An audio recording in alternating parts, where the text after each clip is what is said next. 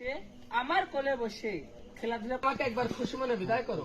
তোমায় যেতে দিব না স্বামী কেন কেন?